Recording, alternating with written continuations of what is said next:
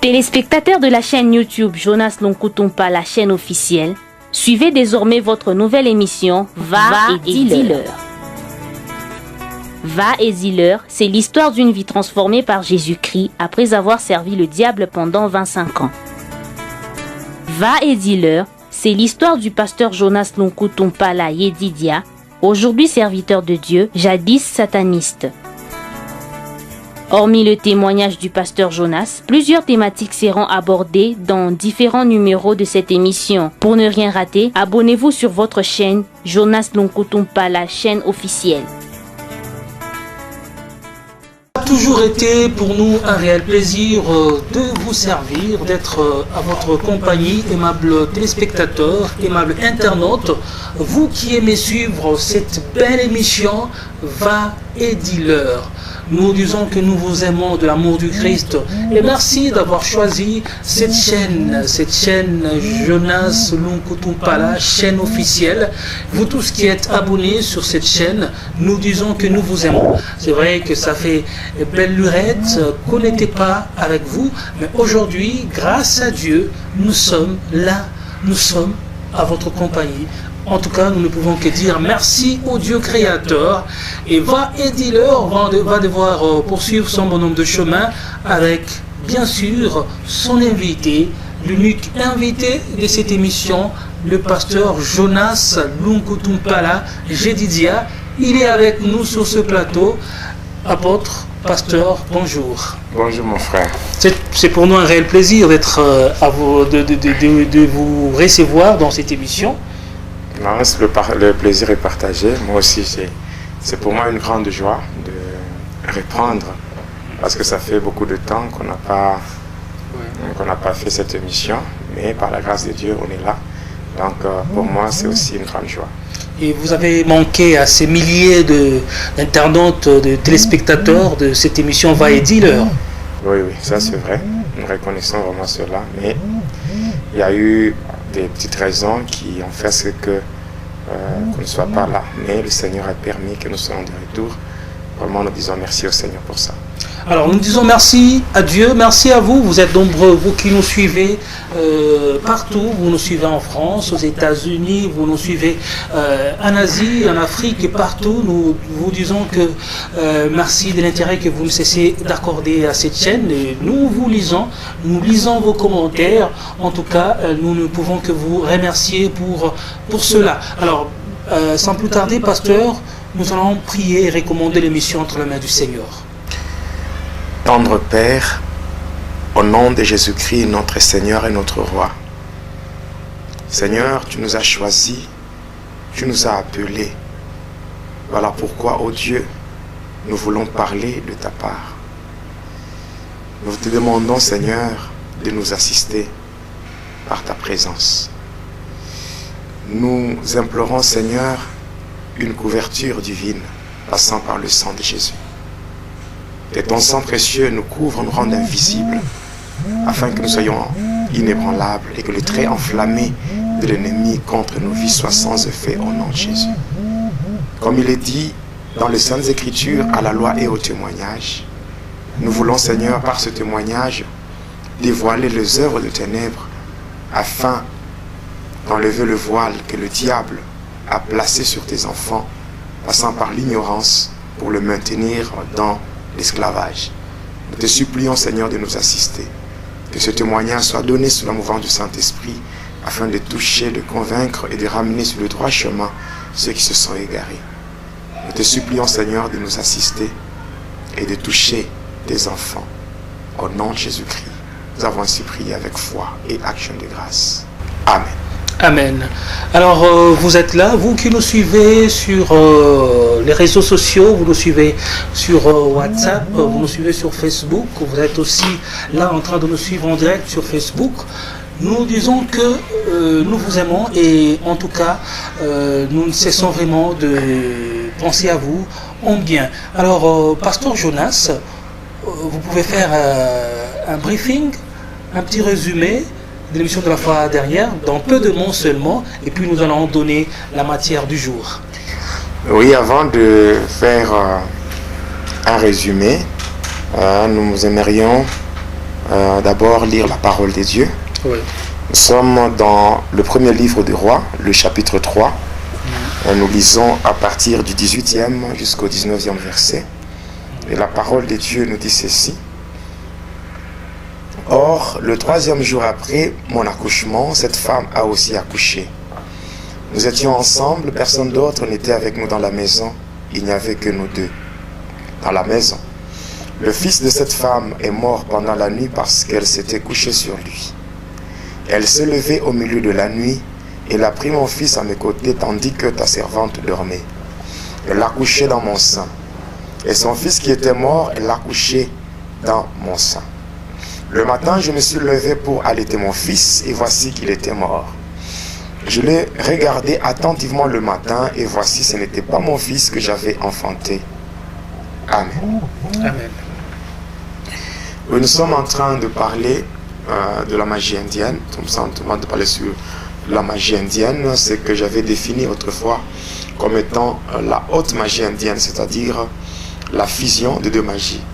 La magie égyptienne qui fonctionne avec le code de mystère de l'air, c'est qu'on appelle, on appelle ça Isbrahmanshar et Habramanshar, et fusionné avec la magie hindoue qu'on appelle l'ancienne magie indienne, qui fonctionne avec le code trinitaire diabolique hindou qu'on appelle Brahma, Vishnu, Shiva. Les deux magies fusionnées donnent naissance à ce qu'on appelle la haute magie indienne. Alors j'étais en train de parler, disons que si on veut bien comprendre les conséquences fâcheuses de la magie indienne, il fallait seulement se référer à l'Égypte antique, où j'ai parlé de l'Égypte antique. Si au jour d'aujourd'hui, on peut visiter l'Égypte, l'Égypte est devenue un site touristique où nous voyons même des gens qui vont faire le tourisme en Égypte pour visiter les pyramides et tout. Mais cependant, quand on essaie un peu de faire une analyse, ces différentes pyramides n'avaient pas été construites par les Égyptiens. Mais c'était des Juifs, les Hébreux, avec le fouet sur le dos, qui avaient construit cela. Mais ce n'était pas pour leur intérêt. C'était pour l'intérêt des Égyptiens. Alors c'est la même chose quand on parle de la magie rouge. Parce que nous avons dit que la magie indienne, c'était une branche de la magie rouge. Mais quand nous prenons la magie rouge elle-même, en fait c'est l'une des trois magies qui constitue ce qu'on appelle le mystère de l'air. Le mystère de l'air étant l'armée de Satan, cette armée qu'on appelle le mystère de l'air, parce que selon Ephésiens 2.2, le diable, on l'appelle le prince de la puissance de l'air. Alors selon Ephésiens 2.2, on voit déjà que c'est par là qu'on tire le nom de l'armée de Satan, le mystère de l'air. Et ainsi, le mystère de l'air sont composés de trois magies. La magie noire, la magie rouge, ainsi que la magie blanche. Les autres magies intermédiaires qui existent tirent leurs origines de ces trois magies. Donc en fait, en réalité, dans le mystère de l'air, il n'y a que trois magies. La magie noire, la magie blanche, ainsi que la magie rouge. Mais, comme je viens de le dire, les autres magies intermédiaires tirent leur origine à partir de ces trois magies-là. Et ainsi, quand nous prenons la magie rouge est une magie qui est pratiquée sous le soleil, sur la terre, pour avoir la richesse, le pouvoir ainsi que la domination en passant par des victimes. Et quand on sacrifie des victimes, les victimes qui sont sacrifiées, le sang de victime a la couleur rouge. Donc quand on dit magie rouge, en fait, ce n'est pas une magie qui est pratiquée par des êtres humains qui ont la couleur rouge de peau. Mais c'est juste, quand on parle de rouge, c'est juste un adjectif qualificatif en rapport avec la couleur du sang. Ainsi, dans la magie rouge, il y a plusieurs branches. Il y a la magie indienne, la magie égyptienne, il y a aussi une partie du bouddhisme, il y a aussi le shintoïsme. Donc, il y a beaucoup de branches qui sont dans la magie rouge. Et ainsi, passant par la magie rouge, si nous prenons une particularité, c'est-à-dire la magie indienne, je viens de dire que la magie indienne que moi j'ai pratiquée, c'est ce qu'on appelle la haute magie indienne ou la magie Ka. Alors dans cette magie, passant par cette magie, moi j'avais j'avais un livre que j'avais reçu de la part de mon maître. C'était une sorte de catalogue. Et dans ce catalogue-là, j'avais beaucoup de formules que je pouvais exercer, que je pouvais utiliser pour, bien sûr, de différents cas. Et j'ai recevais beaucoup de gens qui venaient me solliciter pour une intervention quelconque dans différents domaines. C'est comme ça que j'ai eu à pratiquer beaucoup de choses. Et si aujourd'hui je dois parler sur la magie indienne, c'est par rapport à ses conséquences, les conséquences fâcheuses. Par rapport à la vie active, la vie courante, la magie indienne joue un rôle vraiment maléfique, un rôle vraiment à ne pas négliger. Alors pourquoi nous voulons parler de ça? Pour dire aujourd'hui, il y a beaucoup d'enfants de Dieu qui vivent qui vivent la photocopie ou la copie de leur vie. Cependant, l'original est utilisé par d'autres. Donc c'est pour cela que le sous-thème de la partie d'aujourd'hui, nous disons seulement « Allons chez le roi ». « Allons chez le roi », c'est le sous-thème que je donne à cette partie du témoignage. Donc il faut savoir comment se rendre chez le roi. On ne peut aller chez le roi que lorsqu'on a fait un constat. Et le constat est basé sur quoi? Le constat est basé sur la comparaison entre ce qu'on vit et ce qu'on devait vivre. Parce que si vous ne faites pas un constat dans votre vie, vous risquez d'évoluer, croyant que ce que vous vivez est normal. Or, cependant, vous pouvez vivre des choses qui sont anormales, mais si vous n'avez pas fait un constat, ça sera compliqué. Donc, il faut voir ce que vous vivez et ce que vous êtes censé vivre en tant qu'enfant de Dieu. Parce qu'un enfant de Dieu a ses droits, a ses promesses. Quand vous comparez vos promesses que Dieu vous a faites par rapport à la vie que vous menez, en faisant cette comparaison, vous finirez par trouver un constat. Et c'est ce constat qui va vous pousser à la révolte. Lorsque vous vous révoltez, la seule option que vous avez à utiliser, c'est aller auprès du roi pour que le roi quand même arrive à trancher le problème pour vous retourner dans vos droits. Voilà un peu ce qu'on peut dire par rapport à cette partie. Et déjà là, lorsqu'on dit « Allons chez le roi », de quel roi s'agit-il? Comment doit-on aller chez le roi? Alors je pense que c'est de ça que vous allez finir par nous faire comprendre cela. Ici je vais parler de deux rois. Oui. Un roi qui était roi des Juifs. Mais pour nous aujourd'hui, nous n'allons pas nous intéresser à celui qui était le roi des Juifs. Nous allons nous intéresser à celui qui est le roi de tous les rois. Parce que passant par le texte que nous avons lu, c'était deux femmes qui étaient auprès du roi. Quel roi? C'était le roi Salomon. Mais nous n'allons pas nous rendre auprès de Salomon parce que Salomon n'est plus de ce monde. Mais nous allons nous rendre auprès d'un roi, un roi qui a vaincu la mort. Et qui vit. Qui vit pour toujours, qui vit d'éternité en éternité. Et ce roi-là, c'est Jésus-Christ. Donc quand on se rend auprès du roi qui est Jésus, vraiment auprès de Jésus, il n'y a jamais eu de problème sans solution. Voilà. Et je profite aussi pour encourager tous les bien-aimés qui nous soutiennent. Nos bien-aimés qui nous soutiennent, nous voulons les encourager pour dire le pasteur Jonas que vous voyez n'est pas déséquilibré ou il n'est pas triste, mais cependant, malgré tout ce que nous connaissons comme attaque, parce qu'il n'y a pas longtemps, il y a eu des appels anonymes où des gens m'ont appelé à plus de 10 reprises, donc plus de 10 fois, pour me faire des menaces, des voix des hommes, les voix des femmes, pour me faire des menaces, tu vas mourir si tu n'arrêtes pas avec ce que tu fais, si tu n'arrêtes pas à dévoiler et tout, si tu n'arrêtes pas avec ton témoignage, nous allons te faire du mal. Nous allons te faire du mal, nous allons nous attaquer à ta famille, nous allons. Donc, tout un tas d'histoires là. Donc ça, c'est une perte de temps. Une perte de temps parce que dire qu'on va me tuer, ça c'est perdre le temps. On ne peut pas tuer quelqu'un qui a déjà connu la mort. Parce que si je vis maintenant, c'est une prolongation que le Seigneur m'a accordée. Donc une prolongation. Parce qu'en fait, j'ai connu la mort le 20 décembre de l'année 2003. Et c'était ces jours-là que Jonas avait quitté le monde. Mais si le Seigneur m'a ramené de la mort à la vie, c'est pour un but. Et ce but-là, c'est une mission.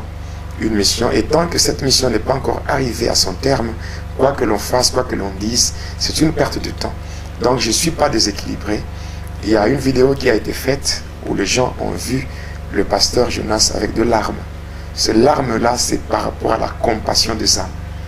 Donc quand je vois comment le diable a envoûté le monde. Alors c'était dans quel contexte, si vous pouvez un peu en parler, la vidéo là, c'était dans quel contexte que cette vidéo circule? Oh oui, cette vidéo, c'était le Seigneur qui m'avait... Vous savez, lorsqu'on sert le Seigneur, on peut faire ce qu'on peut faire. On peut faire, en fait, c'est dont on est capable, on peut faire. Mais il arrive des moments en servant le Seigneur. Parce que le Seigneur, quand nous le servons, on ne doit pas le servir selon nous. On le sert selon lui. Il y a des moments où le Seigneur vous impose certaines choses qui dépassent votre entendement et malgré vous vous sentez obligé de faire ce que le Seigneur vous demande. C'est ça l'obéissance.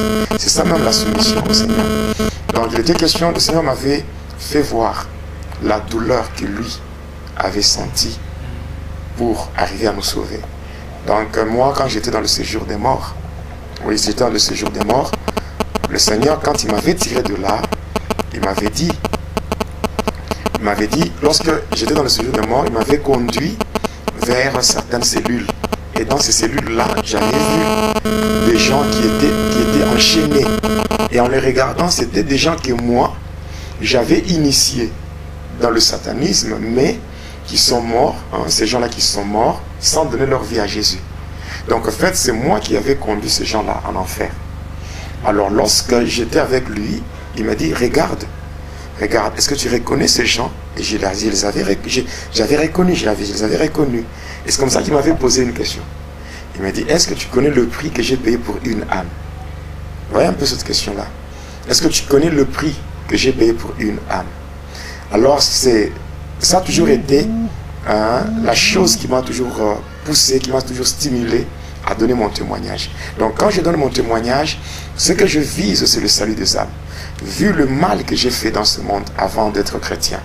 Alors, quand le Seigneur me donne cette occasion, cette opportunité de témoigner, par cela, je vois un canal, un moyen par lequel je peux aussi faire du bien.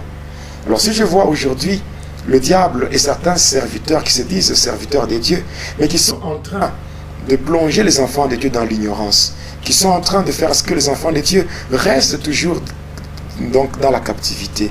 Et quand on voit ça, ça fait très mal. Ça fait mal, et même le Seigneur avait pleuré lorsqu'il a fait son entrée à Jérusalem. Après quelques temps, après cette entrée, Jésus-Christ, après son entrée à Jérusalem, Jésus a pleuré. Il a pleuré sur Jérusalem en disant, Jérusalem, Jérusalem, toi qui tues le prophète, toi qui tues ceux qui sont envoyés vers toi, si tu connaissais le temps de ta visitation. Parce que moi, quand je témoigne, en fait, je ne suis pas vraiment un témoin. Je suis un envoyé de Dieu. Je suis un messager. Je donne un message pour que les gens quittent le ténèbre. Quittent le ténèbre, que les gens soient sauvés, que les âmes soient gagnées, afin que passant par cela, que nous puissions élargir l'espace, que nous puissions élargir l'espace du royaume de Dieu. Et c'est ça. Et là, quand je vois tout ce qui s'est fait dans ce monde, comment les gens sont dans l'ignorance, et voilà, ça fait très mal. Et quelque part, cette douleur que je ressens, ça m'a poussé à pleurer. Donc, j'ai pleuré pour la compassion des âmes et non pas pour le mal que les gens me font, non. Donc, parce que ça, c'est le cadet de mes soucis. Il vous arrive des fois, même si vous êtes en direct avec vos cultes personnels, que vous soyez vraiment touché par cela et des fois vous vous mettez à pleurer. Oui, ça m'arrive souvent quand je donne le témoignage, même dans certaines églises, dans les églises où on m'invite. Prenez seulement mon témoignage, la version audio, ce que j'avais fait à la NCD, à la Nouvelle Cité de David. Vous allez comprendre. Pendant que je témoignais, c'était plus fort que moi. C'était plus fort que moi. Voir ce que j'étais. Voir comment j'étais un agent de Satan, quelqu'un qui sacrifiait des vies pour la gloire de Satan. Et aujourd'hui, je me retrouve sauvé. Je me retrouve sauvé. Donc, mon casier judiciaire nettoyé. Et tout ça, je me retrouve un homme libre. Et ça dépasse mon entendement. Et si je vois ça, je me rappelle de ce que Jésus a fait. Donc, ça me dépasse au point que souvent, je pleure pour ça. Voilà. Alors, on peut aller chez les rois. On peut retourner chez... C'est le sous-thème du jour. Hein. Oui, on peut retourner dans la matière. La matière du jour, oui, allons chez le roi. Allons chez le roi. Très important. Très important, pourquoi? Parce que les enfants de Dieu doivent vivre selon les promesses du Seigneur. Oui, et non pas vivre ce que le diable impose. Je reviens aussi, toujours dans le cadre de la magie indienne, je parle aussi d'un élément, la protection. La protection.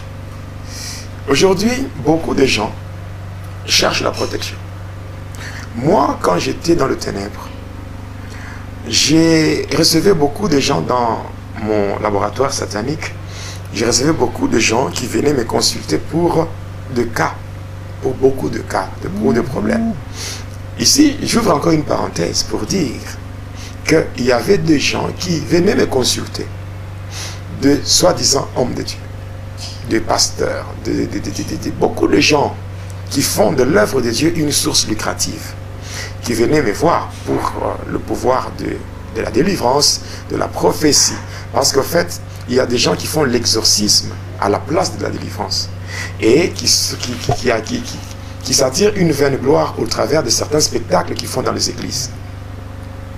J'ai reçu des gens à qui j'ai remetté de mouchoirs, de parfums pour la délivrance, pour la prophétie et toutes ces choses. Je ne suis pas contre toutes les prophéties. Même la Bible dit, ne méprisez pas les prophéties, mais examinez toutes choses et retenez ce qui est bon. Alors, ce que je faisais, alors, j'ai reçu beaucoup de gens. Il y avait aussi des gens qui venaient me voir pour la protection.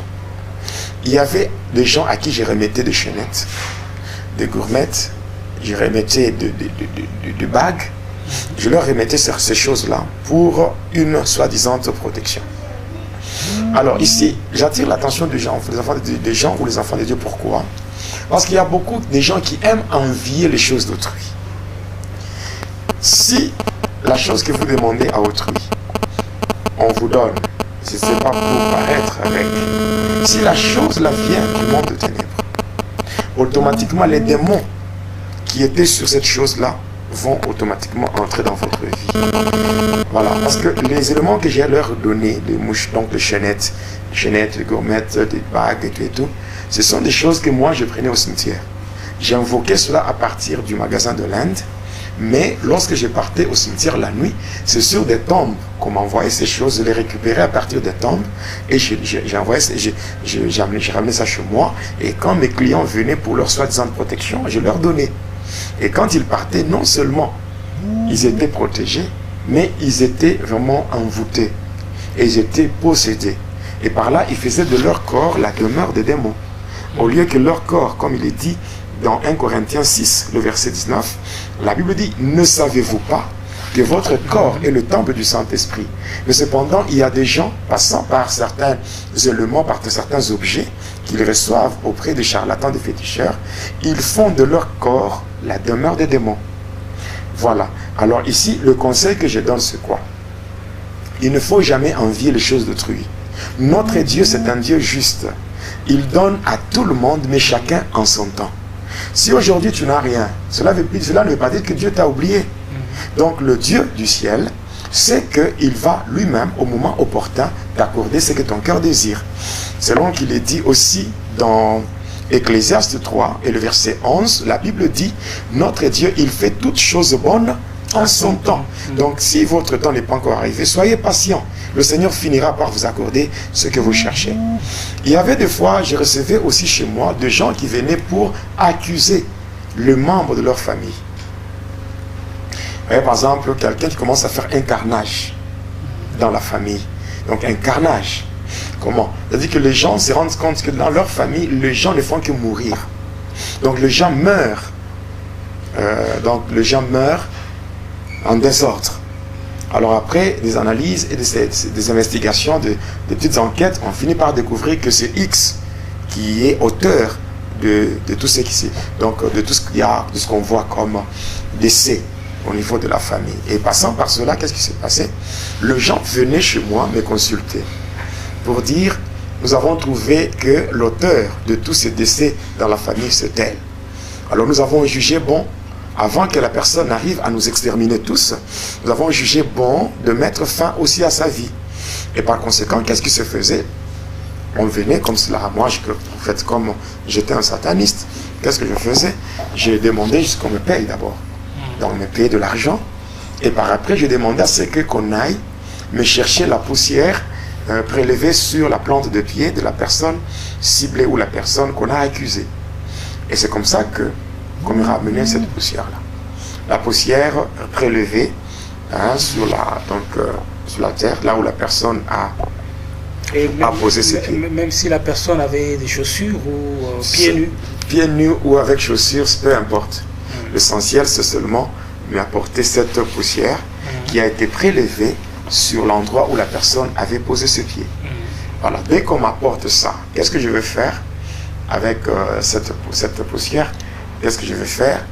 Je vais demander aussi qu'on m'apporte un coq ou une poule. Si la personne qu'on a accusée, c'est une femme, qu'est-ce que je vais faire? Je vais demander qu'on m'apporte une poule. Si c'est un homme, je vais demander qu'on me cherche un coq. Alors, qu'est-ce que je vais faire? Qu'est-ce que je vais faire? Je vais d'abord prendre mon miroir. Donc, d'abord, j'invite cette famille ou mes clients, je les invite dans ma chambre secrète. Et à partir de ma chambre secrète, je vais prendre mon miroir. Donc, un miroir kabbalistique, je prends cela, je mets là, devant moi, devant mes clients qui sont là. Alors je prends la poussière, là je mets au bord inférieur du miroir. Après avoir placé comme ça, qu'est-ce que je vais faire? Je vais maintenant invoquer l'esprit du sorcier qu'on a accusé. Très souvent, les sorciers ont une soi-disant protection. C'est-à-dire, il y a ceux-là qui ont des cordes tout autour de leur hanche. Il y a ceux-là qui ont des petites assiettes, des petites assiettes sur lesquelles on a placé des ongles, des cheveux et de kaolin, donc la craie indigène. Il y a d'autres qui ont des petits flacons et à l'intérieur il y a des ongles, il y a des cheveux et de la salive et on cache soit en dessous du lit. Il y en a d'autres qui ont des cornes.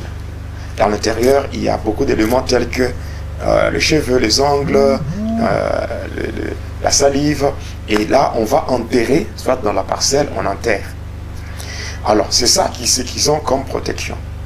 En fait, quand on parle de cela comme protection, ces éléments-là ne représentent pas la protection.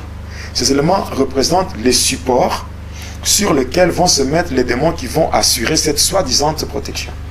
Maintenant, qu'est-ce que moi je vais faire? Je vais d'abord invoquer, en premier lieu, j'invoque les démons qui assurent la soi-disant protection. Quand je vais les invoquer, je vais les inviter. Ils vont venir et ils vont apparaître sur mon miroir. Alors, dès qu'ils apparaissent là, ils peuvent être, je peux donner un exemple, ils peuvent être au nombre de 10. Alors, s'ils sont par exemple au nombre de 10, moi je vais aussi appeler d'autres démons en pouvoir négatif. En pouvoir négatif, ils viendront aussi 10. Alors, si j'invoque 10, et que les 10 là qui sont venus, qui assuraient la soi-disant protection, je vais maintenant, ils sont un nombre de 10, et j'invoque aussi 10 en pouvoir négatif quand ils viennent. Quand ils vont arriver, je vais faire ce qu'on appelle la confrontation. Dans cette confrontation, il y aura 10 moins 10. Et 10 moins 10, ça nous donne 0. Donc, dès que ça donne 0, c'est que là, le sorcier, là où il est, quelle que soit la corde, quelle que soit, je ne sais pas, quelle que soit la corde, quelle que soit la bouteille ou le flacon, quelle que soit la corne ou quelle que soit l'assiette, ça reste des éléments ordinaires. Donc ces éléments ne sont plus dotés d'un pouvoir. Pourquoi? Parce que tous les démons qui s'est posé sur ces éléments comme de support, ces démons-là ont été invoqués. Et j'ai fait la confrontation, automatiquement tout est neutralisé. Maintenant à ce niveau-là, je vais passer à la deuxième étape. La deuxième étape, c'est quoi? Je vais maintenant invoquer l'esprit du sorcier ou de la sorcière. Quand je l'invoque, il viendra apparaître sur mon miroir. Alors, dès qu'il apparaît sur mon miroir, je vais passer à la troisième étape. La troisième étape, c'est que je vais faire ce qu'on appelle la prière de l'incarnation. Je vais prendre le coq ou la poule, je prends l'esprit, je vais l'incarner. Donc, je vais le faire entrer dans le coq ou dans la poule. Dès que je fais ça, automatiquement, je passe à la quatrième étape. Cette fois-là, qu'est-ce que je vais faire? Je vais prendre le coq ou la poule et je vais couper la tête avec mes dents. Alors, dès que je coupe comme ça, je coupe la tête et là, je jette par terre. Et là, vous voyez, avant d'expirer, le coq s'agite. Et pendant que le coq est en train de s'agiter, le sorcier, là où il se retrouve, il commence à sentir des douleurs. Donc des douleurs qui lui arrivent subitement. Et là, quand bien même il pourra faire des incantations. À ce niveau-là, il est neutralisé parce que moi, quand j'étais dans le satanisme, j'étais le représentant du 3e degré dans le mystère de l'air. Ici, vraiment, sans aucune prétention, j'aimerais vous dire la vérité. Le niveau que j'avais atteint dans le satanisme, le sorcier, le charlatan, moi, je les voyais comme des petits moustiques. Donc, de la même manière qu'un être humain peut voir un moustique, c'est de cette manière que je voyais les sorciers. Et c'était pour vous trop facile de les neutraliser. Les sorciers, c'était vraiment un petit travail pour neutraliser un sorcier, pour neutraliser un féticheur, un charlatan. C'était vraiment, même un marabout, pour neutraliser un marabout, neutraliser un féticheur, un charlatan. Mais c'était une mince affaire. Et donc, au niveau que j'avais atteint, même si on accusait un chef de sorcier de tout un quartier, je pouvais l'inviter, l'invoquer, il allait apparaître. Voilà. Et maintenant, après, lorsque je coupe la tête, je jette. Et quand je jette comme ça, le coq ou la poule s'agite. Et pendant cette agitation-là, le sorcier, là où il est, physiquement, il sent des douleurs. Il sent des malaises, il sent des douleurs jusqu'à ce que, lorsque le coq va cesser de s'agiter, ça dit que le coq meurt, n'est-ce pas? Et là aussi, le sorcier aussi meurt. Donc, pour dire quoi? En fait, chez le diable, il n'y a pas de protection. Chez le diable, il n'y a pas de protection. Donc, dans cette histoire-là, celui qui est plus fort que toi, c'est facile qu'il te tue. Chez le diable, il n'y a aucune protection. D'ailleurs, quelqu'un qui est censé vous protéger, vous ne pouvez pas le cacher. Ça, c'est la vérité. Si Jésus me protège, je ne le cache pas. Je le dis devant tout le monde que moi, mon protecteur, c'est Jésus. Mais cependant, quand on donne des fétiches à quelqu'un, on donne à quelqu'un une corde. La personne place la corde tout autour de son âge. Mais au final, qu'est-ce qu'on voit? C'est la personne qui cache ou qui protège la corde. La corde qui est censée te protéger, mais c'est toi qui la protège. Parce que quand tu caches ça, ça veut dire quoi? C'est toi qui protèges la corde. Donc c'est tout simplement l'ignorance. Et tout ce qu'on leur donne, on leur demande de cacher. De cacher. Comment est-ce que tu peux cacher la chose qui est censée te protéger? Et visiblement, dès que quelqu'un ou les gens perçoivent cela, ça diminue la puissance. Ça diminue la puissance, ça réduit la puissance. Or que, comme je viens de le dire, chez le diable, dans la sorcellerie, il n'y a aucune protection. Regardez comment moi j'ai éliminé les sorciers. J'ai éliminé facilement les sorciers. Et avec ça, donc les choses que je faisais, ça me permettait d'éliminer facilement les sorciers, malgré leur soi-disant protection. Ici, la conclusion que je peux donner par rapport à cet élément, c'est que le protecteur par excellence, c'est Jésus-Christ. Il est dit dans Romains 8, le verset 31, si Dieu est pour moi, qui sera contre moi? Et dans Jérémie 1, 19, il est dit, ils te feront la guerre, mais ils ne te vaincront pas, car l'Éternel sera toujours avec toi pour te délivrer. Donc le protecteur par excellence, c'est Jésus. La protection, la vraie protection se trouve auprès du Seigneur. Voilà pourquoi nous devons nous confier dans le Seigneur, quelles que soient les attaques que nous subissons venant de toutes parts. Nous devons vraiment nous focaliser sur le Seigneur et compter seulement sur lui par rapport à la protection. Ça, c'était un élément toujours lié à ce que je faisais. Un autre élément toujours dans la magie indienne. Je vais parler de l'envoûtement. L'envoûtement que subissent certaines personnes suite à une influence. Vous savez, la Bible dit qu'on ne trouve chez toi personne qui consulte ceux qui évoquent les morts. Ceux qui consultent les morts. Pour dire quoi? Quand tu as donné ta vie à Jésus, c'est que tu t'es converti. Tu as tourné ton regard sur le Seigneur. Tu t'es tourné vers le Seigneur en abandonnant les fétiches, la sorcellerie, les idoles, pour servir le vrai Dieu, le Dieu Tout-Puissant. Mais cependant, aujourd'hui, il y a des gens, suite à une certaine influence,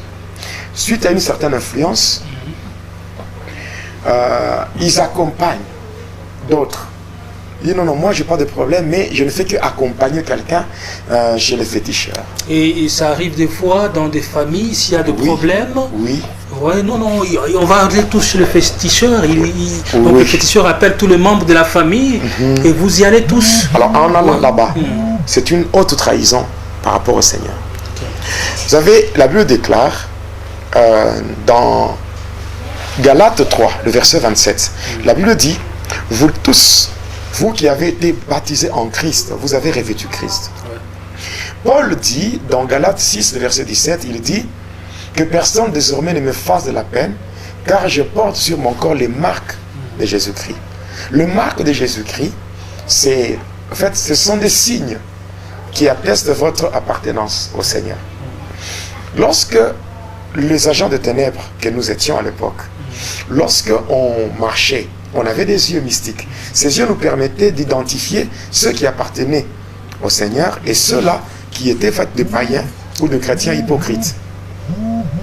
Avec les yeux que j'avais, qui étaient au nombre bien sûr de 24, je pouvais voir les vrais chrétiens, les faux et même les païens. Le vrai chrétien, on le voyait avec des signes. Sur le visage, pendant le jour, on voyait une étoile qui brillait. Et pendant la nuit, on les voyait enveloppés dans des flammes de feu. Alors, un jour, j'étais chez moi au laboratoire, chez moi. Et j'ai été dans mon laboratoire, là-bas à Likassi.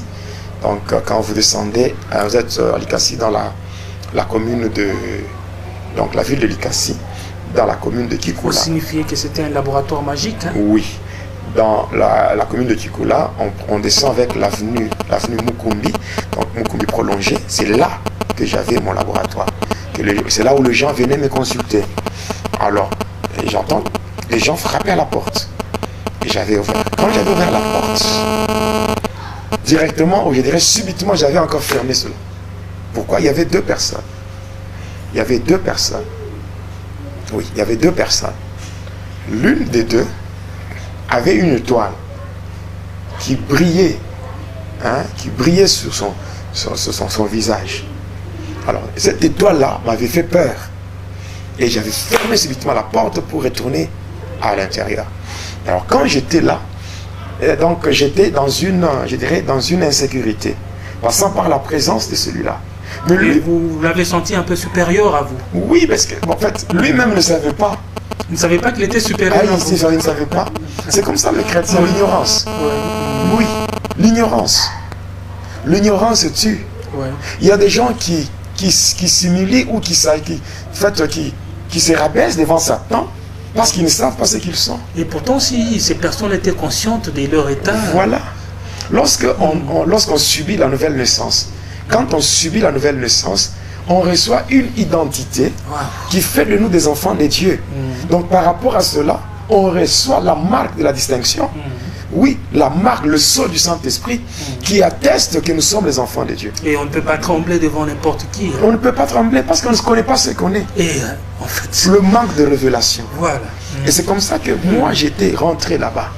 Et je m'étais concentré.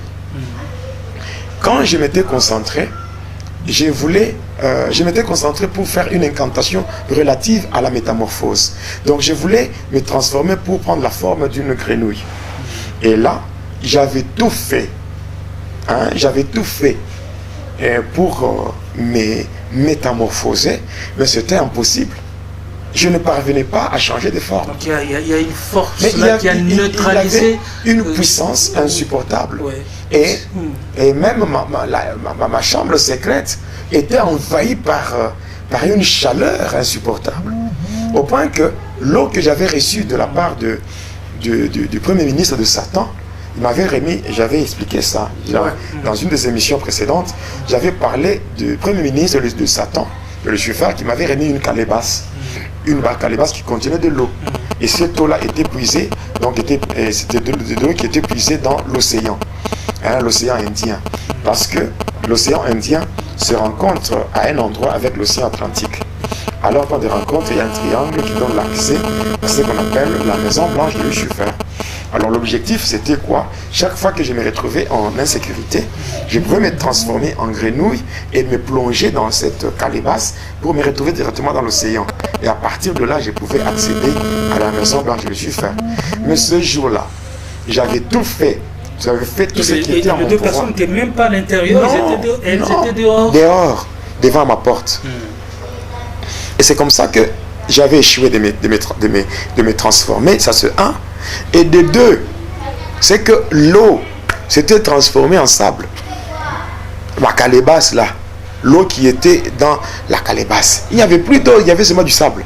Il y avait seulement du sable. Et j'étais insupportable parce que la chaleur était tellement forte, je ne pouvais pas m'en sortir. C'est comme cela que, tellement qu'eux continuaient à frapper. Et là, j'avais trouvé une stratégie. J'ai dit, ok, ce que vous devez faire avant d'entrer ici, enlevez vos souliers. Et ça, c'était moi qui voulais le soumettre. Vous avez juste improvisé. J'ai improvisé pour le soumettre à un envoûtement. Parce que je voulais que eux, donc les deux là, je voulais les soumettre à la volonté de Satan. Passant par un rituel, ou je dirais une cérémonie maléfique. Pour qu'ils puissent diminuer leur puissance. Neutraliser la puissance qui était sur l'autre. Et tous les deux avaient... Et j'ai posé la question de l'intérieur pour savoir s'ils avaient obéi. Et après, comme j'ai posé la question, j'ai dit, ok, ça va, c'est bon. Alors, j'ouvre la porte, je regarde. Les deux là, n'avaient plus de toit. Donc, tous les deux étaient pareils parce que même la personne qui avait son étoile, l'étoile avait disparu. Je les avais fait entrer, j'avais traité leurs problèmes et puis ils étaient partis. Mais quand ils étaient partis, tous les deux n'avaient pas d'étoile. Tous les deux. Donc il n'y avait plus rien.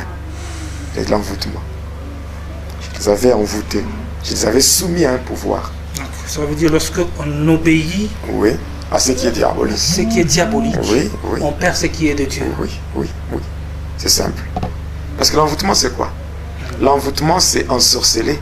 Envoûter quelqu'un, c'est ensorceler la personne, passant par un pouvoir satanique. En fait, par ignorance, beaucoup de personnes sont en train de perdre leurs étoiles. Envoûter, en d'autres termes, c'est imposer un mal persistant sur une personne suite à un pouvoir satanique. Parce que cette cérémonie-là, quand vous enlevez vos souliers chez un féticheur, vous vous soumettez à sa volonté. Et moi, malgré que j'étais un sataniste, je n'étais pas à mon propre service. J'étais au service de Satan. Donc, en obéissant à ce que j'avais dit, c'est que ces deux-là étaient soumis à la volonté de Satan. Ils ont obéi à Satan. Oui, c'était un envoûtement. Voilà. Alors, je passe à autre chose. Je vais parler sur le pouvoir de l'argent.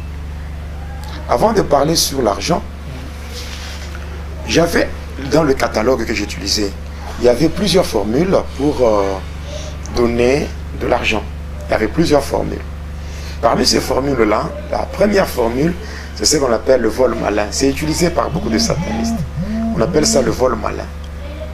Le vol malin est très dangereux. Aujourd'hui, beaucoup de gens sont victimes. Sont victimes de perte d'argent. Sans connaître, sans trouver une explication logique à cette perte d'argent. Et que vous travaillez, mais finalement, vous ne savez pas jouir de votre argent. Parce que ça disparaît d'une manière là bizarre.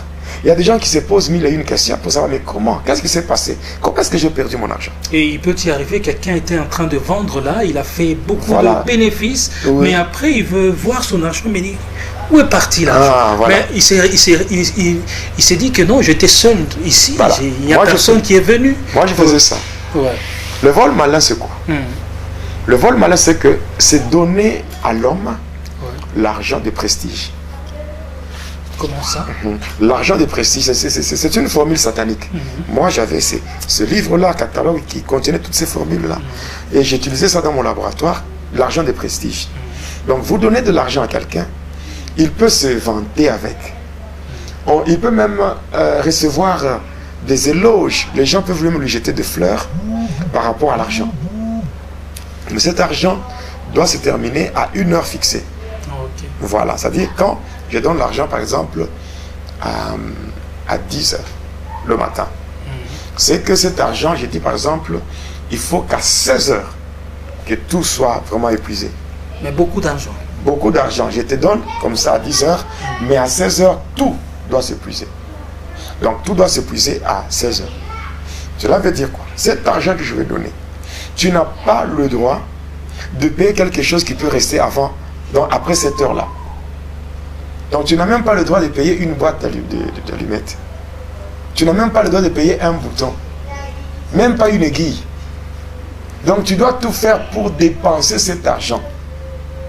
Mais en fait, tu ne peux pas payer le véhicule, par exemple. Non, tu n'as pas le droit de payer quelque chose qui peut rester comme un souvenir. Et c'est ça la condition? C'est ça la condition. Toi, tu dois seulement utiliser cet argent. Mais tu ne payes pas quelque chose qui peut rester. Non, même pas un bouton. Même pas une aiguille. Mais comment alors, par quel moyen tu peux dépenser l'argent sans toutefois avoir quelque chose qui va rester en souvenir? Cet argent. Ouais. Si par exemple, dès qu'il est 16 heures, et que tu restes même avec $1, soit tu meurs, soit tu deviens fou. Wow. C'est ça. S'il reste même $1, soit tu meurs, ou bien tu deviens fou. Voilà, c'est comme ça. Pourquoi on appelle ça vol malin? C'est-à-dire que quand j'ai mon client, c'est lui qui a besoin de cet argent. Moi, ce que je vais faire, c'est quoi? Je vais faire des invocations. Et là, je vais m'adresser à une banque. C'est-à-dire, je vais envoyer les démons à une banque. Les démons vont aller à la banque voler l'argent. Dès qu'ils prennent l'argent, avant de prendre l'argent, ils vont se rassurer par rapport à l'heure de l'inventaire.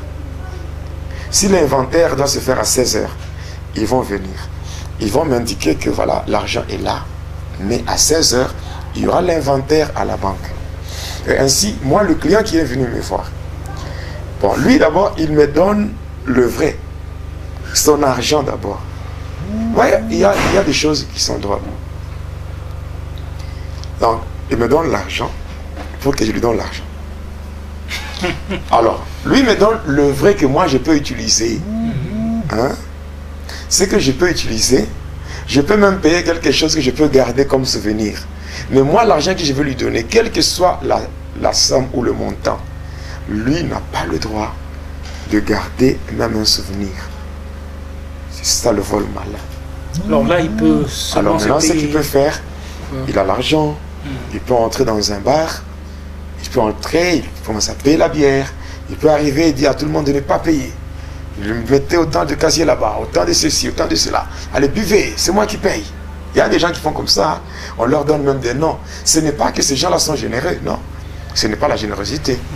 Non, tout simplement, ils cherchent comment se débarrasser. Parce qu'une fois que tu as cet argent, tu as maintenant un fardeau. Hein. C'est une pression. Hein, parce que tu as un fardeau. Voilà. Donc tu es esclave de cet argent. Il faut vraiment tout faire pour se débarrasser. Mais si les gens te refusent de cet argent-là, tu vas pleurer. Donc, ça sera la mort. Le problème, c'est que tu dois utiliser l'argent. Voilà. Quelqu'un peut commencer à faire des bookings. Hein? Il peut commencer à prendre un taxi. Allez, mets-moi là-bas. Mets-moi là-bas. Il entre ceci. Donc, il commence à dépenser de l'argent. L'objectif, il faut que tout se termine. Voilà.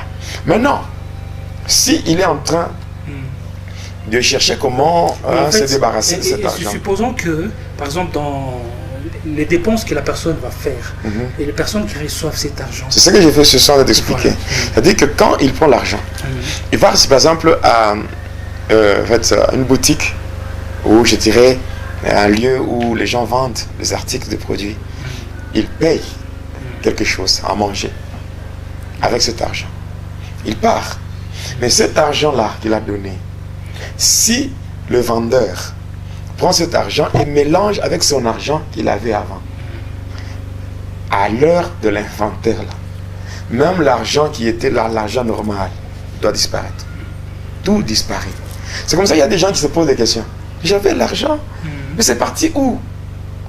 Il y a des gens qui travaillent à la caisse, dans des magasins, je ne sais pas où, dans des quincailleries, qui travaillent, tout. Mais au moment de faire l'inventaire, on se rend compte qu'il y a une perte d'argent.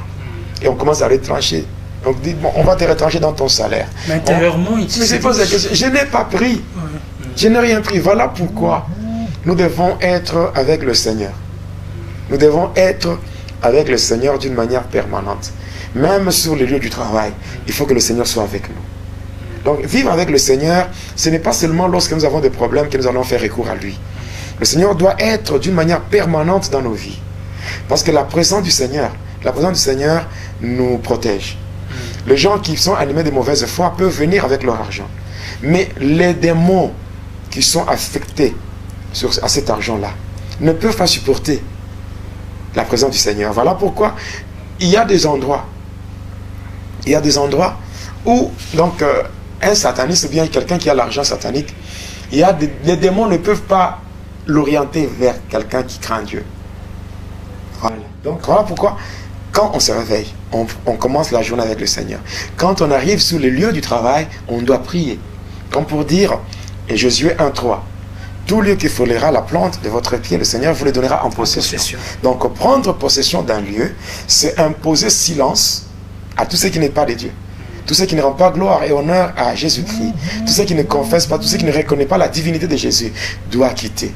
Et partant de ce que vous avez expliqué, Ouais. j'ai compris que le diable et ses acolytes jouent plus à la ruse. Hein? Oui, Et sachant que les chrétiens sont très forts, et ils cherchent par tous les moyens comment les dépouiller de leur force par de stratégies. il y a beaucoup de stratégies. Vous voyez, par exemple, si par exemple, à l'heure fixée, l'argent, on n'a pas pu épuiser ça. On n'a pas pu épuiser l'argent. Qu'est-ce qui va se passer? Ce qui va se passer, c'est que la personne tombe dans la folie, ou la personne doit mourir. C'est-à-dire, la personne, si elle meurt, ou bien si elle tombe dans la folie, c'est que passant par cette folie, ou bien par la mort, c'est que son esprit est utilisé dans le monde des ténèbres pour travailler afin de rembourser l'argent à la banque. L'argent doit être remboursé, parce que ça a été pris là-bas. On doit rembourser. On doit rembourser cet argent. Donc la personne s'offre elle-même. Oui, c'est comme ça, avec le vol malin. Donc, vous savez, la Bible dit, l'amour de l'argent, c'est la racine de tous les maux. Mais en fait... L'argent, on en a besoin. Mais il ne faut pas que l'argent nous rende esclaves. C'est nous qui devons dominer sur l'argent. Il faut éviter la cupidité. Oui, il faut éviter la cupidité. L'argent, on en a besoin, mais il ne faut pas que l'argent puisse vraiment prendre le dessus sur nous. Au point de chercher l'argent par n'importe quel moyen. Mais pasteur, visiblement, on sent que dans l'argent aussi, il y a une très forte puissance. Hein. L'argent, cet argent-là. Non, en fait, l'argent, c'est un moyen par lequel on peut avoir accès à un service. Oui, je vais monter, par exemple, dans un taxi. Je suis chrétien, je ne vais pas arriver là-bas, je commence à parler en langue et on me fait monter dans le taxi. On doit me demander l'argent. Quand je donne l'argent, c'est pour qu'on me rende un service. Alors, l'argent, on en a besoin. L'argent n'est pas diabolique. L'argent n'est pas diabolique. Mais parce qu'aujourd'hui, beaucoup de gens ont maudit. Il y a des gens qui ont maudit l'argent au nom de la sanctification. Oui. Mais l'argent est neutre. L'argent n'a pas de problème. L'argent n'a pas de problème parce qu'on en a besoin. Oui. Mais cependant, l'argent, tellement qu'il y a des gens qui ont maudit l'argent au nom de la sanctification, au point que l'argent est frustré. Et le diable en profite pour soumettre l'argent sous contrôle d'un démon qu'on appelle Mammon. Oui, le démon qui s'occupe du domaine des finances dans le monde des ténèbres. C'est Mammon. On en parlera dans les jours qui vont suivre. Voilà, on peut aller trop vite parce qu'il nous reste... là, c'est... Là, je parle du pouvoir de l'argent passant par la première formule qu'on appelle le vol malin. Donc, par le vol malin, ne vous hasardez pas de chercher l'argent sous cette voie-là. L'argent demandé au Seigneur et aussi l'argent. L'argent a des principes. Il y a des principes bibliques par lesquels un homme peut avoir l'argent. Le travail. Donc, il y a du travail, mais cependant, il y a des principes. Hein? Les principes, il y en a 6. C'est pas aujourd'hui, je n'ai pas le temps de parler de ça. Il y a 6 principes qu'on doit utiliser, c'est-à-dire la première... Est-ce que vous pouvez les énumérer juste? Oui, le premier principe, c'est ce qu'on appelle la loi de la reconnaissance des opportunités. Ça, c'est la première des choses. La deuxième des choses, c'est ce qu'on appelle la définition de la vision. Il faut définir la vision. Il faut définir ce qu'on poursuit. C'est la deuxième des choses. La troisième des choses, c'est il faut faire l'inventaire spirituel. Arriver à découvrir le potentiel que Dieu a investi en soi. Oui, ça c'est la troisième des choses. La quatrième des choses, c'est la puissance de relation. Donc la puissance de relation, c'est ce qu'on appelle le principe du contenu et le contenant. Après, cinquième principe, c'est le principe de l'emballage. Et le sixième principe, c'est ce qu'on appelle l'intelligence dans la saison. Ah, il faut signifier ici et préciser que ces principes-là sont des principes bibliques. Bibliques, avec de versets. Oui, vous aurez à donner peut-être dans... Parce que va et dis-leur ne va pas se limiter seulement au témoignage. Parce que comme certaines personnes le disent, que non, on parle trop de Satan, on parle beaucoup des histoires. Mais Paul est clair dans son langage. Et puis il faut signifier que l'on est encore à la partie témoignage. On est, en fait, le témoignage a trois parties. Voilà. La première partie, c'est mon parcours quand j'étais encore sataniste. Je suis en train de te parler de ça. Il y a ma délivrance, c'est la deuxième partie. Donc, ma délivrance suivie de ma conversion. Et aussi, il y a aussi maintenant, la troisième partie, c'est mon parcours avec le Seigneur. Mon parcours avec le Seigneur. Comment le Seigneur m'a fait visiter l'enfer. Comment le Seigneur m'a fait visiter le troisième ciel. Même la Jérusalem nouvelle. Je vais parler de tout ça. Et au-delà de ça, vous allez un peu plus tard vous revêtir de votre casquette en tant que pasteur. En tant que pasteur, parler de mon ministère. De votre ministère et aussi parler Et puis, il y a une chose. Selon Ephésiens 5, le verset 8, elle lui dit quoi? Vous qui autrefois étiez ténèbres, maintenant vous êtes lumière dans le Seigneur. Marchez comme les enfants de lumière. Et au verset 11, la Bible dit, ne prenez plus part aux œuvres infructueuses de ténèbres, mais plutôt condamnez-les. Donc quand nous témoignons, l'objectif n'est pas de glorifier Satan. Nous sommes en train de mettre à nu les œuvres de ténèbres. En brandissant cette puissance-là de Jésus. Et il y a un autre élément, c'est quoi? C'est que les gens doivent savoir que la Bible ne doit pas être lue en diagonale. La Bible, c'est une révélation progressive. Prenez l'Ancien Testament. Si c'était suffisant, on ne pouvait pas avoir la nouvelle dispensation. Donc, Jésus-Christ n'a pas aboli, mais il est venu par faire. Mais prenez l'Ancien Testament. Donnez-moi un endroit où on parle de Belzéboul dans l'Ancien Testament. Maintenant, Jésus-Christ, dans le Nouveau Testament, il n'a pas parlé de Belzéboul. Il a cité le nom de prince de ténèbres. Bon, et puis quand il parlait à quelqu'un qui était démonisé là, il a dit, qui es-tu? N'est-ce pas? Je suis Légion, n'est-ce pas? N'est-ce pas? Là. Quand on parle de ce vent-là violent qui causait de naufrages, quand Paul avait connu un naufrage sur l'île de Malte, on a parlé d'un vent et derrière, il y avait un esprit qu'on appelait Héraculant. Bon, quand vous prenez le livre des Actes des Apôtres, Paul et Barnabas, n'est-ce pas, ils ont été appelés Jupiter et... On les a appelés Jupiter et qui? Donc on a parlé de Mercure, on a parlé de Jupiter. On les a traités comme étant des divinités. Donc nous, quand nous parlons de ces choses, est-ce qu'on doit se contenter seulement de l'époque où les gens parlaient de ces choses-là, parce que c'est écrit dans la Bible? Mais quand on a parlé de Jupiter, quand on a parlé de la déesse Diane, c'est pas dans la Bible. Parce que quand on dit non, on cite ces histoires. Mais on ne cite pas pour faire plaisir au diable. Donc il y a que des gens qui n'ont pas la révélation, qui se contentent de dire du n'importe quoi. Mais nous dévoilons les œuvres de ténèbres. Voilà, c'est ça. Voilà, nous dévoilons les œuvres de ténèbres et ça permet aux enfants de Dieu de se retrouver. Aujourd'hui, regardez, combien de gens sont bénis par Va et dis-leur? Ils sont nombreux. Des milliers. De milliers. Il n'y a que ceux qui sont envoûtés par Satan, qui se donnent le courage de décourager d'autres. Cette émission a repositionné beaucoup de chrétiens qui peut-être étaient en dehors du voie de la droiture et maintenant ils ont pris les choses en main et ils se sont... En faisant des statistiques, sans aucune prétention, passant par le témoignage du pasteur Judith et Jonas, il y a au moins, pour le moment, plus de 86 000 personnes qui se sont converties. Plus de 86 000 personnes à travers le monde. Plus de 86 000. Et comme nous avons commencé avec Va et dis-leur, ça sera plus que ça. Ouais. Plus que ça. Donc, c'est comme ça.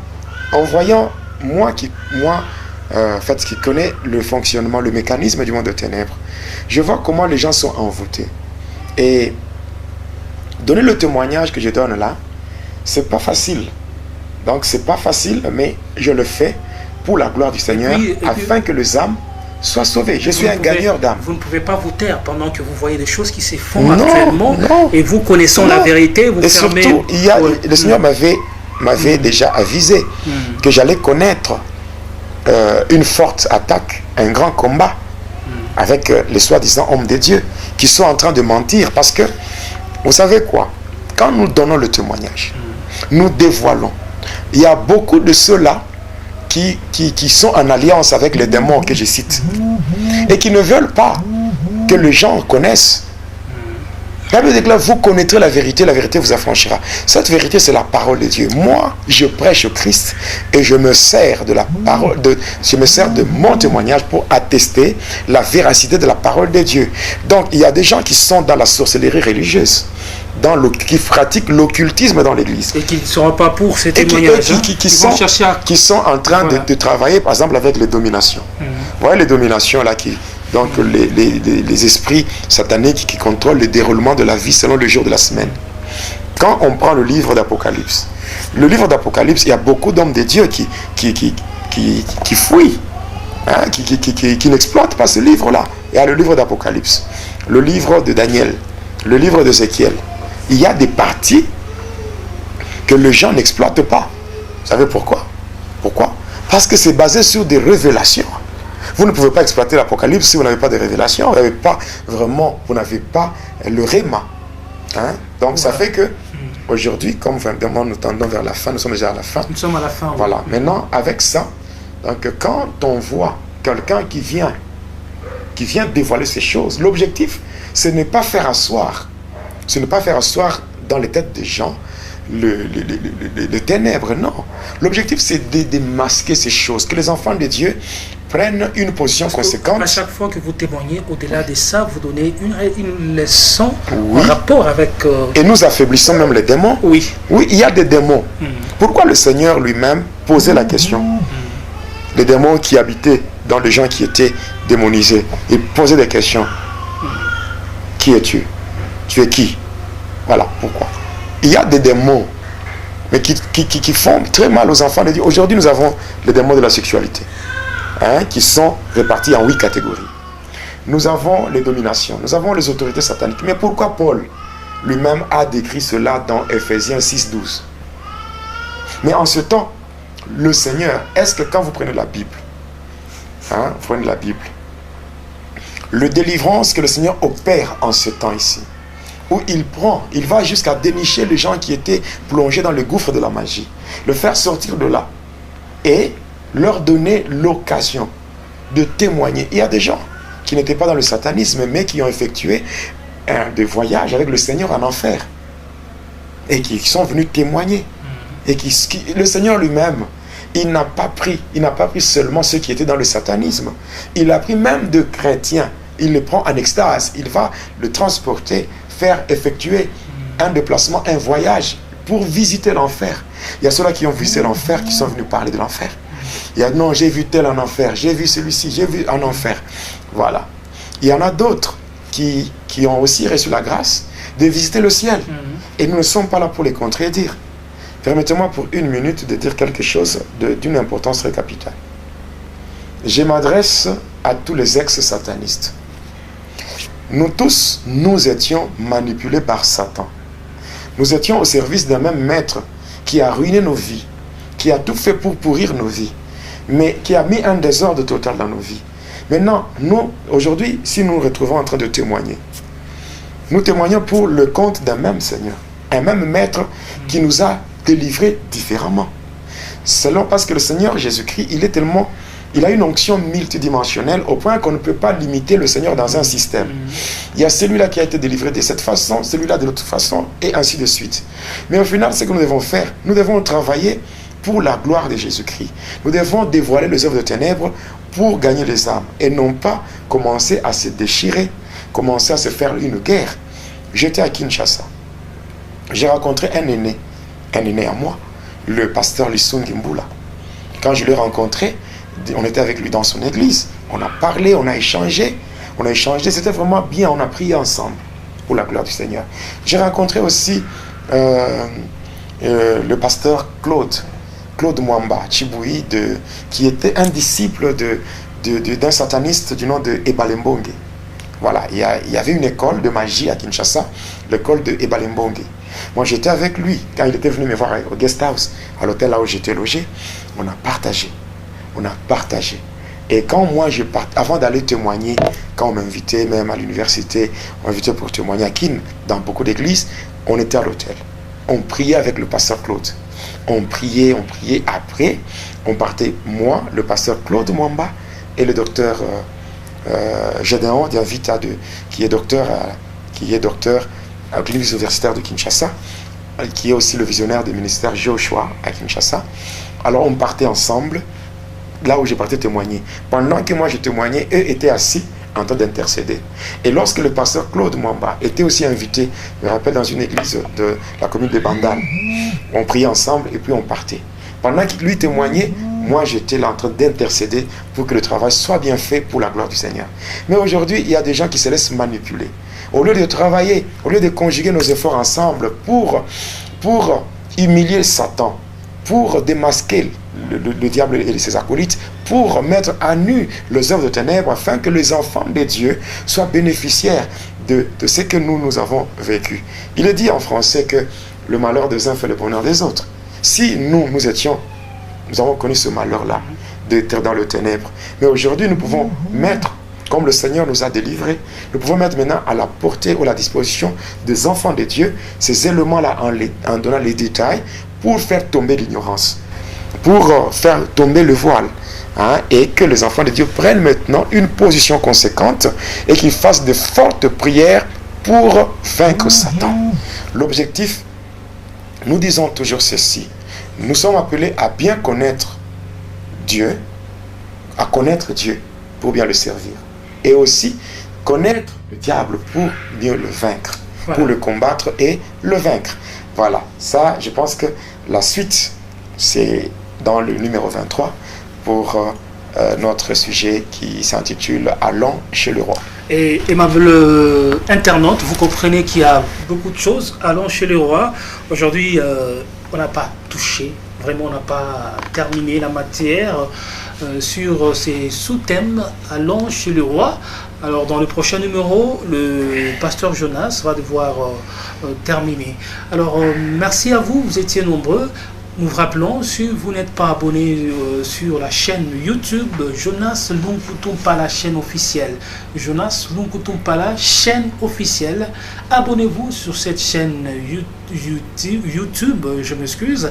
Il y a plein de bonnes choses qui vont devoir vous suivre.